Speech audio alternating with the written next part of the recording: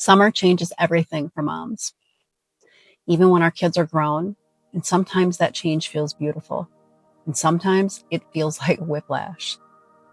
Summer has a way of rearranging the furniture in your heart and possibly in your actual home. It's time for sleepovers, movie nights, and pillow forts that transform your living room into a castle with moats and alligators protecting it. Or perhaps it's a space where young teenagers are hanging out playing video games with their friends. When my kids were little, summer meant noise. Popsicles dripping on the deck and wet towels everywhere. Sweaty hugs, skinned knees, running through the sprinkler, bike rides to the park, picnics, and so much more. Somebody was always hungry. Somebody was always bored. Somebody was always touching their sibling when they were told not to. And I remember being so tired and also secretly loving the chaos. Now, summer feels different. It's quieter, kind of. It's still busy. Sometimes it feels chaotic, but that could be me allowing that.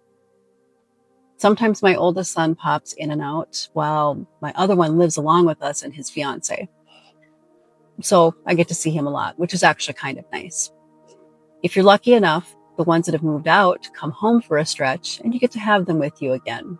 That is motherhood gold. And what I've realized is that every season of summer asks something different from us as moms. If you have little ones at home right now, your house is about to get louder.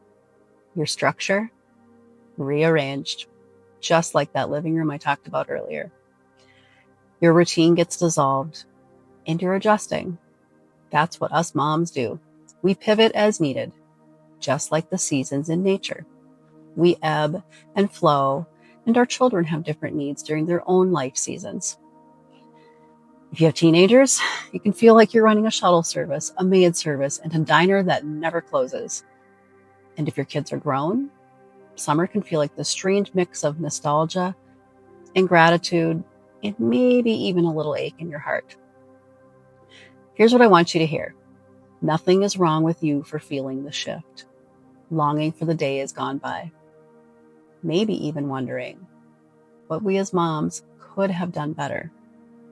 Self-admittedly, I wish I would have been calmer, not yelled as often. I understand now how damaging yelling at a child can be. I would have taken time to pause, breathe, and get my emotions in check before expecting my children to get their emotions in check. Oof, that one hurts a bit. Hindsight is 2020. Nothing is truer when it comes to parenting. Ecclesiastes 3:1-8 says there's a season for everything. To every living thing, there is a season and a time, to every purpose under the heaven. A time to be born, a time to die, a time to plant, and a time to pluck up that which is planted. A time to kill, a time to heal, a time to break down, and time to build up. A time to weep, a time to laugh, a time to mourn, and a time to dance.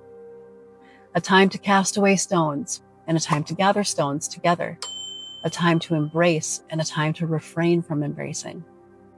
A time to get, and a time to loose. A time to keep, and a time to cast away. A time to rend, and a time to sow. A time to keep silence, and a time to speak. A time to love, and a time to hate. A time of war, and a time of peace. Summer is just another season. Seasons come and go. What are you going to do with the season you're in? If you're like me, you like rhythm. We like knowing what to expect. But motherhood? It reinvents itself over and over again. It will turn your plans upside down on more than one occasion. Ask me how I know. What helped me was learning to pause instead of panic. I did not do this perfectly. Instead of asking, why does this feel off? I started asking, what is this season teaching me? When my house was loud, It was teaching me patience. When it started getting quieter, it began teaching me trust. Trust that I did my best, that I raised good, loving human beings. If your summer feels overwhelming right now, breathe. You're doing just fine. There's joy to be found, I promise. If you're afraid your summer will be lonely, reach out to a friend. Meet up for a cup of coffee, or have a good old-fashioned phone call, not a text. You're not forgotten. I bet they'll be happy to hear from you. God doesn't leave us when the season changes. He walks with us right through it. So if your house is about to get louder in the next couple of weeks, lean into the noise. It'll be quiet much faster than you can imagine. If your house got quieter, lean into the peace. Maybe you're somewhere between those two scenarios. Lean into the pivoting moments and trust that you're right where you need to be. Every version of summer still holds beauty.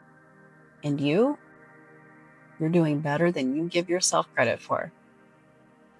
If this encouraged you and you want more positivity, go ahead and like, subscribe, and join me here at Rising from Ashes with Mel. Bye for now.